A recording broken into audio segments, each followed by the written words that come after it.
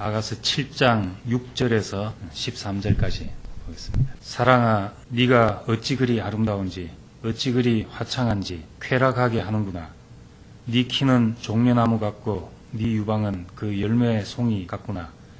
내가 말하기를 종려나무에 올라가서 그 가지를 잡으리라 하였나니 네 유방은 포도송이 같고 네 콧김은 사과 냄새 같고 네 입은 좋은 포도주 같을 것이니라. 이 포도주는 나의 사랑하는 자를 위하여 미끄럽게 흘러내려서 자는 자의 입으로 움직이게 하였느니라. 나는 나의 사랑하는 자에게 속하였구나. 그가 나를 사모하는구나. 나의 사랑하는 자야, 우리가 함께 들로 가서 동네에서 유수가자. 우리가 일찍 일어나서 포도원으로 가서 포도움이 돋았는지 꽃술이 퍼졌는지 석류꽃이 피었는지 보자. 거기서 내가 나의 사랑을 네게 주리라. 합한 채가 향기를 토하고 우리의 문 앞에는 각양 귀한 실과가 새것 묵은 것이 구비하였구나. 내가 나의 사랑하는 자 너를 위하여 쌓아둔 것이로구나. 아가서 뒷부분으로 가면서 신부의 성숙을 보게 됩니다. 성숙하다는 것은 누리는 자리에서 쓰일 수 있는 자리로 가는 것입니다. 교회 생활에서 먼저는 하나님의 말씀을 듣고 그 인격을 보고 먹고 마시고 누리고 하는 것이지만 그 누림은 또 우리를 어떤 자리에 쓰이게 만드는 것이니까 우리의 누림은 쓰임을 위한 것이다 하는 것을 기억해야 합니다. 교회에서 그냥 좋다, 편하다 이 자리에 머물러 있어서는 되지 않고 어떤 과정을 통해서 성숙에 이르러서 하나님이 나를 쓰실 수 있도록 준비된 사람이 돼야 하는 겁니다. 깨닫는 것은 한 번에라도 깨달을 수 있지만은 성숙은 과정이 필요하고 시간이 필요한 것입니다. 빛을 보는 것과 십자가라는 과정을 지나가는 것은 또 다른 문제인 겁니다. 빛이 비칠 때, 뭔가 알아질 때는 내가 다 된 것 같은 착각을 하기가 쉽습니다.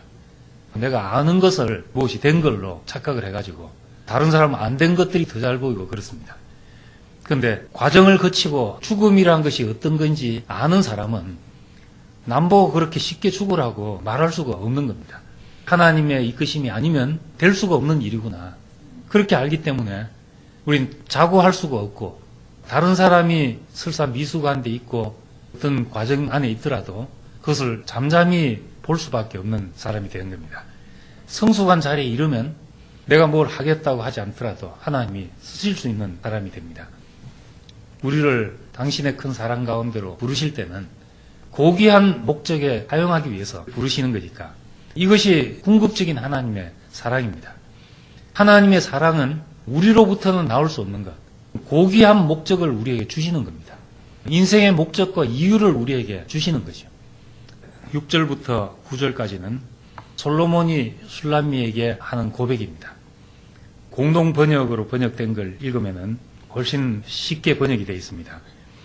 너무나 아리답고 귀여운 그대, 내 사랑, 내 즐거움이여. 종려나무처럼 늘씬한 키에 앞가슴은 종려송이 같구나. 나는 종려나무에 올라가 가지를 휘어잡으리라. 종려송이 같은 앞가슴 만지게 해다오. 능건 향내 같은 입김 맡게 해다오.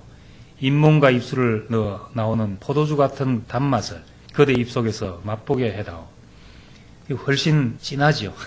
생생하게 사랑을 체험하고 느끼고 하는 그런 표현들입니다. 너는 나의 사랑, 나의 즐거움이다. 우리 만족이 아니고 하나님의 만족에 이르는 것이 우리의 성숙이죠. 구약에서는 하나님을 찬송하고 경배하고 했지만 신약에 오니까 너희가 하나님의 영광과 찬송이 되기를 원한다.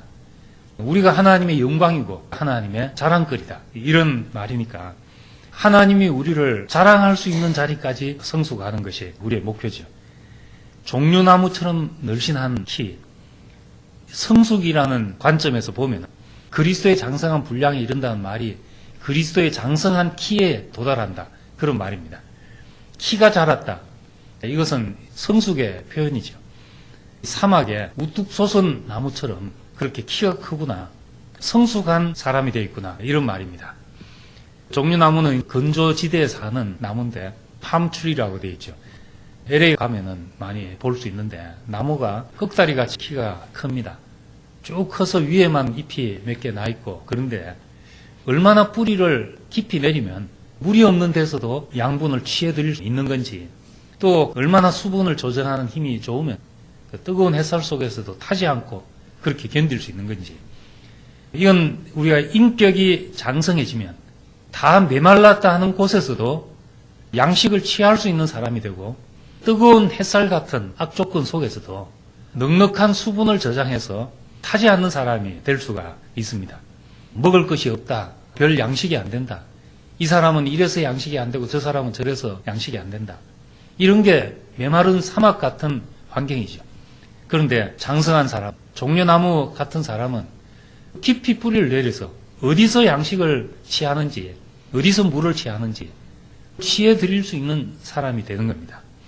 저는 이제 건강 때문에 뭐 이런저런 생각을 많이 했는데, 건강이 약하다 생각하면 뭐 또 한없이 약하잖아요. 그런데 내가 꼭 레슬링 선수만큼 건강할 필요가 없지 않냐? 건강이 뭔가? 건강은 내가 내 직무를 다할 만큼 그 필요만 있으면 되는 겁니다. 인생으로서 직무를 다할 만큼 필요만 있으면 되는 거니까, 그렇게 생각하면 나에게 하여튼 넉넉한 것이 주어졌다, 하나님이 나를 넉넉하게 하셨다, 이렇게 생각할 수가 있습니다. 먼저 누림 안에서 성숙해지면 그 다음 우리의 생명이 뻗어나갈 여력이 생기게 되는 겁니다. 예수님은 사마리아 여자하고 대화를 하시고 나서 제자들에게 그렇게 말했습니다. 눈을 들어 밭을 보라, 기어져 추수하게 되었다. 제자들은 넉 달이 지나야 추수 때가 오는데, 그런데 뭘 보란 말입니까? 이것이 예수님과 제자들의 시각 차이였습니다. 아직 넉 달이 지나야 된다. 사라는 숫자는 고난의 수잖아요. 인격의 추수로 생각하면 저 사람 넉 달이 지나야 된다, 이건 아직 좀 더 과정을 더 겪어야 된다, 그 말입니다. 예수님은 추수할 것은 많은데 거둬들일 사람이 없다. 인격을 거둬들이는 것은 보이는 사람이 추수를 하잖아요. 그 안에서 먹을 양식이 취해지는 사람이 거둬집니다. 종려나무 같이 되면은 사막에서도 물을 빨아들일 것이 있다는 겁니다. 따가운 햇살과 환경을 넉넉하게 견디는 사람이 되는 겁니다. 우리 이게 참 소망이 되는 인격이잖아요.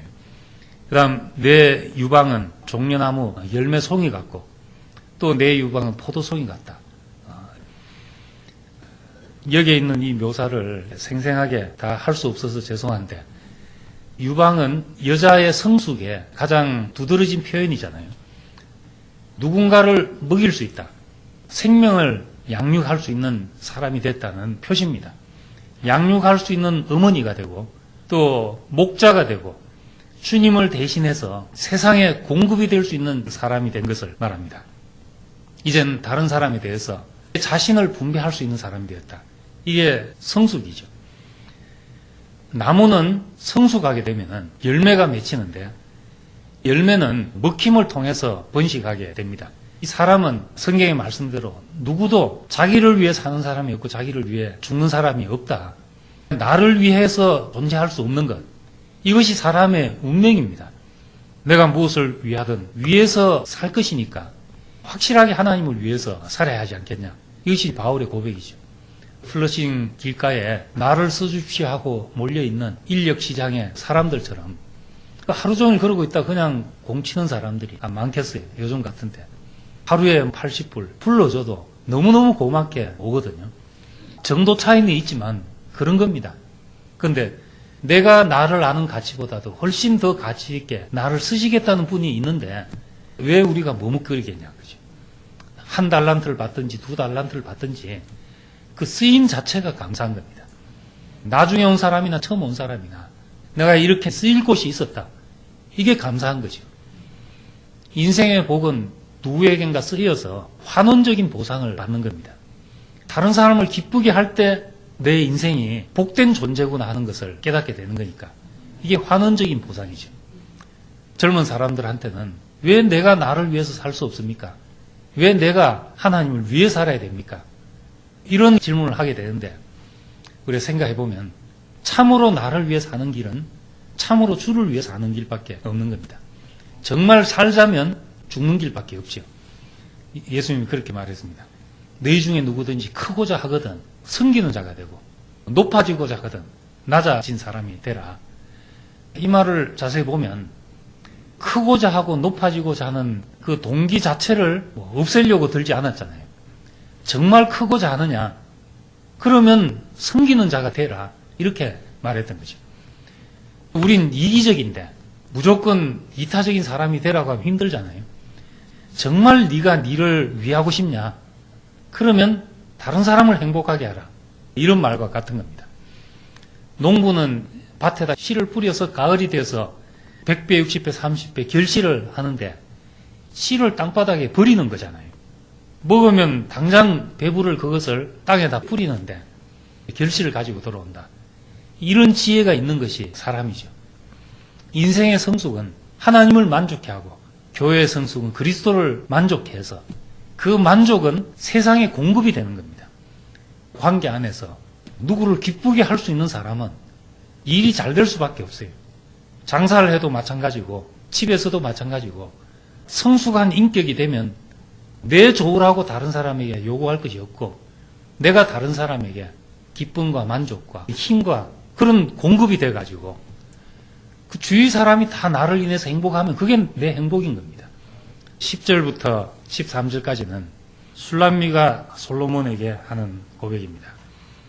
공동번역 읽어보면 이 몸은 임의 것 임께서 나를 그토록 그리시니 임이여 어서 들러 나갑시다.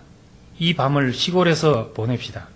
이른 아침 포도원에 나가 포도나무 꽃이 피었는지 석류나무 망울이 졌는지 보고 거기서 나의 사랑을 임에게 바치리다.